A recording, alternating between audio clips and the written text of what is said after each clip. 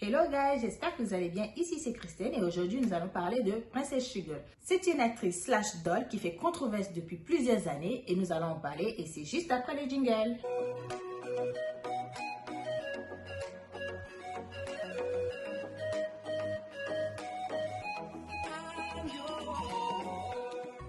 Je vous assure que ça a été vraiment excitant de faire toutes les recherches à propos de Princess Sugar parce que oui, c'est un fait social et c'est bien d'en parler. Mais avant de commencer, abonnez-vous si ce n'est pas encore fait et on y va. Nous sommes partis! Princess Sugar, de son vrai nom, est une actrice gambienne d'origine gambienne résidant de manière permanente au Ghana. Elle est donc née en 1990, donc aujourd'hui elle a à peu près 30 ans et demi. Son père était maire député de la ville de Banjul et sa mère était une femme d'affaires. Elle est donc issue d'une famille de classe moyenne. Elle a donc passé les premières années de son existence en Gambie et après le lycée, elle a pris des cours d'informatique, suite à quoi elle s'est orientée vers le métier de event planner. C'est pendant donc qu'elle était event planner qu'elle a eu la chance de rentrer en contact avec de Coca-Cola Gambie, donc la compagnie Coca-Cola en Gambie. Et je suppose donc que c'était pour des contrats publicitaires puisqu'elle était organisatrice d'événements.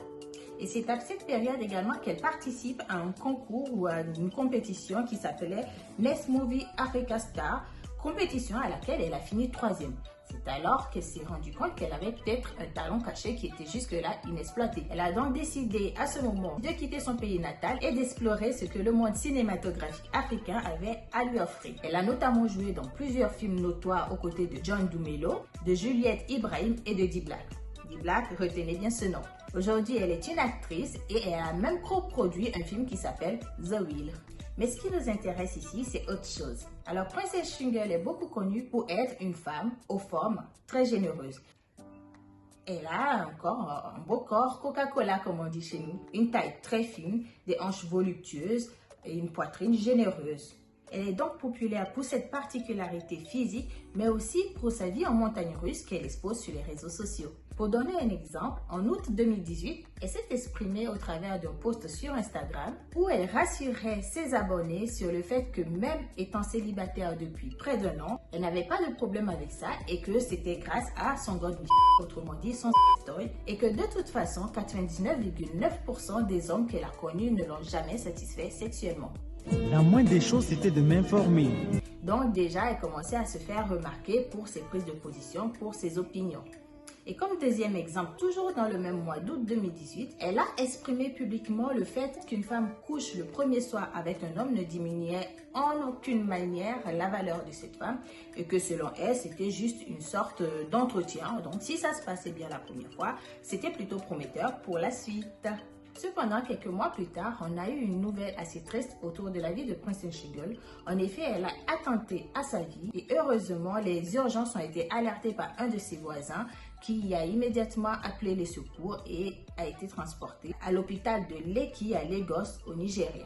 Suite à cette hospitalisation, Princess Sugar s'est exprimée pour démentir toute allégation de tentative de suicide. Elle disait juste qu'elle était hospitalisée pour se reposer.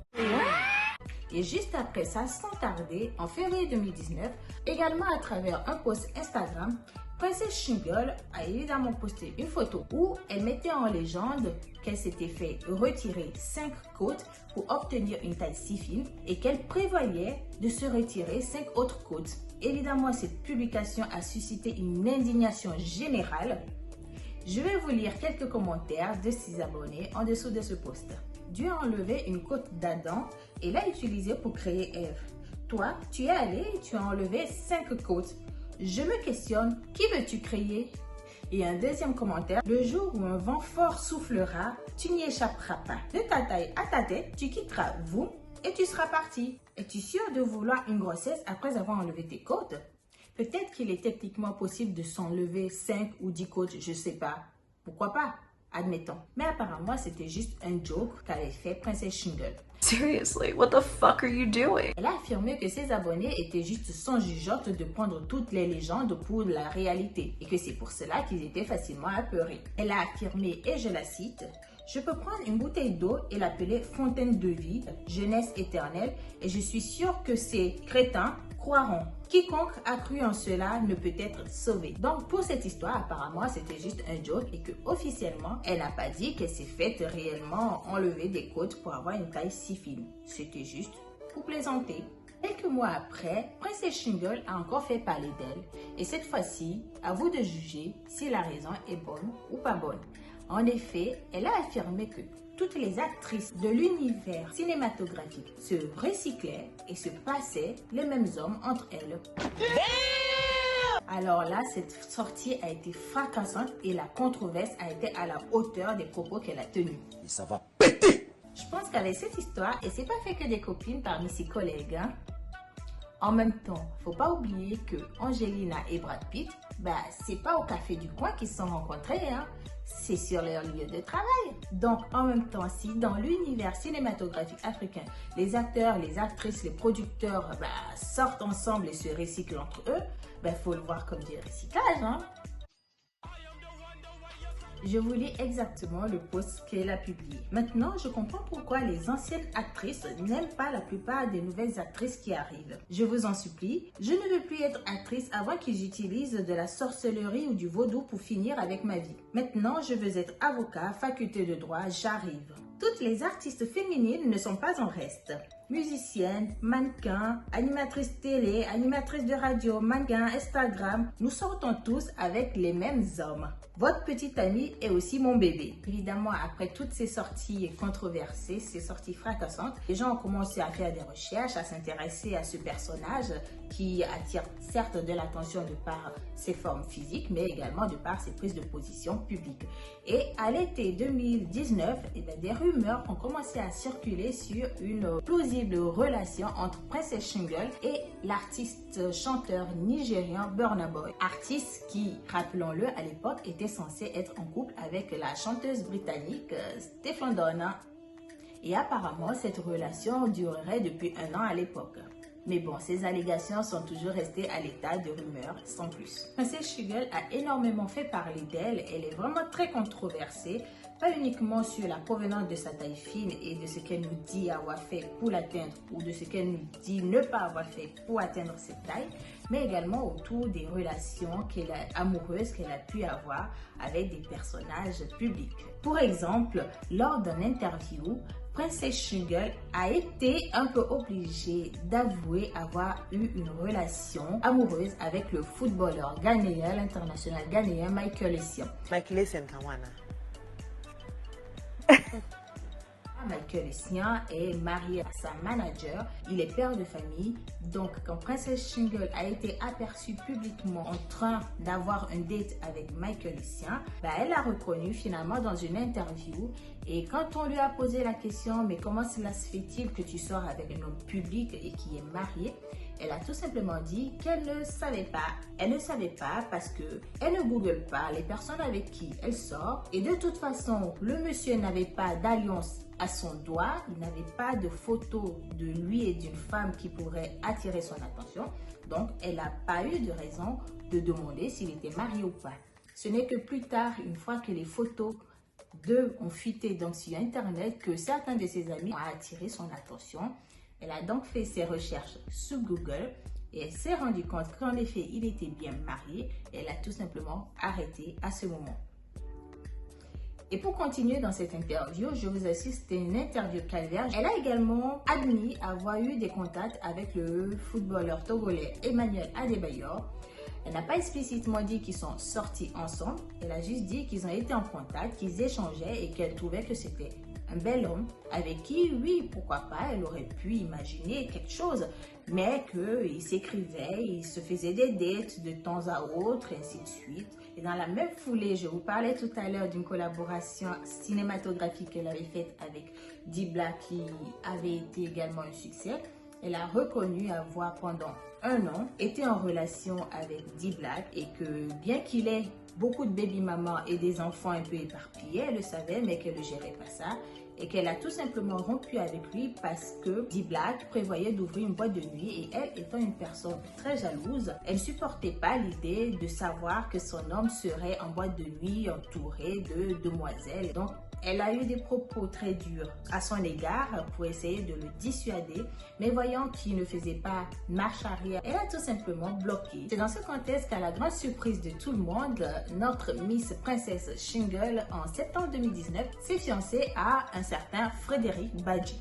Princesse Shingle quittait donc le marché des célibataires les plus convoités d'Afrique et dans une vidéo sur Instagram, elle expliquait que son beau Sénégalais lui avait fait une proposition de mariage et qu'elle était honorée de devenir Madame Badji. Sauf que, juste un mois après, donc en octobre, soudainement, Princesse Shingle supprime ses photos et ses vidéos d'Instagram et explique à ses abonnés qu'elle a besoin de prendre du recul pour s'occuper d'elle-même et qu'elle traverse une période douloureuse et qu'elle a besoin de se recentrer sur elle-même pour pouvoir gérer de cela de manière plus simple. Mais ça n'a pas duré bien longtemps. En novembre, elle accuse publiquement son fiancé de l'avoir trompée. No, God, please, no, no! Elle balance pour l'occasion une vidéo dans laquelle on le voit lui à genoux la suppliant de le reprendre parce que lui il reconnaissait avoir fauté. Mais rien n'y fait, dans la foulée, elle vend sa bague de fiançailles. Si ça c'est pas une preuve qu'elle veut passer à autre chose, je sais pas ce que c'est. Et comme pour se remettre sur le marché des célibataires, Princesse Shingle fait aussi un post Instagram dans lequel elle soutient qu'elle attire autant les hommes que les femmes et que par conséquent, ça devrait être une preuve qu'elle est loin d'être moche. Point de vue. Et pour revenir à l'histoire de son fiancé, en décembre 2019, elle refait une publication où elle demande pardon à son désormais ex-fiancé de l'avoir publiquement diffamé. Elle s'en excuse dans un long message où elle reconnaît s'être emportée, avoir fait des choses qui n'étaient pas de l'ordre de ce qu'elle devrait faire en tant que fiancée. Il faut donc croire qu'il s'était rabiboché ou tout du moins que les tensions entre eux s'étaient apaisées, qu'ils avaient trouvé un terrain d'entente. Mais juste quelques semaines plus tard, malheureusement, elle annonce que Frédéric Badji, qui vivait à cette époque aux USA, avait été arrêté et emprisonné pour fraude. Maintenant, elle se retrouve seule, enceinte également de son fiancé. Et pour continuer à meubler sa vie, elle lance sa propre télé-réalité qui s'intitule tout simplement Discovering Princess Shingle. En avril 2020, une nouvelle phrase, Princess Shingle, non seulement elle est enceinte de son fiancé qui est emprisonné, elle dit qu'elle n'a aucun soutien, ni de sa famille, ni de ses amis qui l'ont tous rejetée. Et c'est malheureusement dans cet environnement qu'elle finit par faire une fausse couche et perd son bébé. Quand je vous parlais de montagnes russes dans sa vie. Après cela, il y a eu plusieurs mois pendant lesquels on n'a pas entendu parler de Princess Shingle. On se disait que évidemment elle venait de traverser des mois tumultueux et qu'elle prenait le temps de se reposer et de repartir dans une nouvelle voie plus saine. Et c'était le cas. En janvier 2021, elle nous a annoncé qu'elle s'était mariée à Balaye Gaye, un de ses amis d'enfance, qui est un artiste gambien. Apparemment, ils seraient amis ensemble depuis près d'une décennie et ce n'est que récemment qu'ils se sont découverts une flamme amoureuse. Donc, on suppose qu'ils se connaissent très bien. Et ça, c'était juste tout récemment, là, en janvier 2021. En avril 2021, Princesse revient au devant de la scène à scandale. Elle nous annonce qu'elle a demandé le divorce. Et pour quelle raison ?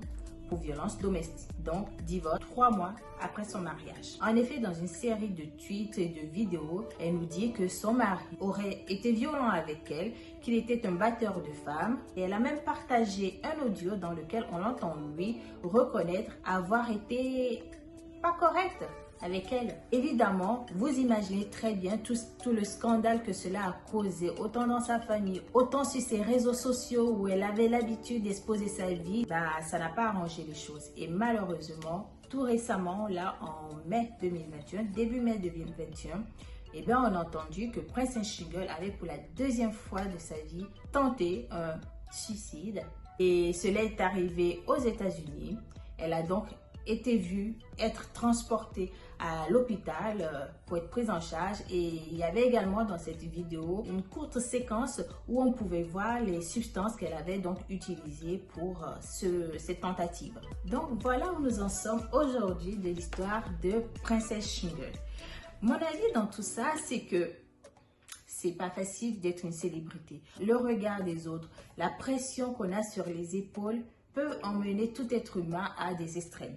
Pour dire, elle a à peine 30 ans et que déjà 2 fois, elle a essayé de mettre fin à sa vie. Est-ce que c'est son environnement externe? Est-ce que ce sont toutes les personnes satellites qui gravitent autour d'elle qui ont du mal à la gérer? Est-ce que c'est elle-même qui a sérieusement pas envie de vivre? Mais dites-moi ce que vous en pensez. Que se passe-t-il avec elle? Quel est son problème et comment est-ce qu'elle peut s'en sortir? Elle est hospitalisée aux États-Unis. On espère qu'elle aura des issues de secours pour s'en sortir et essayer de rekiffer la vie tout simplement. Mais c'est quand même bizarre de se dire qu'une actrice qui a théoriquement tout ce qu'il faut dans l'heure actuelle où, on va pas se le mentir, la mode c'est d'avoir les formes curvy. Je pense qu'elle n'a pas de problème financier.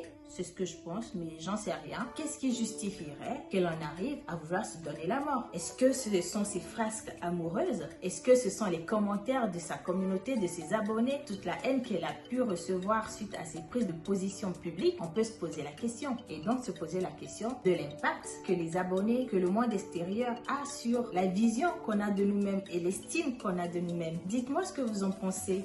Est-ce que vous connaissiez Princess Shingle? Est-ce que vous en aviez entendu parler? Est-ce que cette histoire évoque quelque chose chez vous? Est-ce que vous avez des exemples d'autres personnalités publiques qui sont potentiellement dans ces états de détresse mais qu'on ne détecte que trop tard malheureusement? Et est-ce que individuellement, chacun n'a pas une part de responsabilité sur les ondes positives ou négatives que les influenceurs ou que les personnes célèbres reçoivent? Laissez-moi savoir tout ça en commentaire. Et n'oubliez pas d'aimer cette vidéo, ça fait toujours plaisir, ça soutient la chaîne. En plus, c'est gratuit.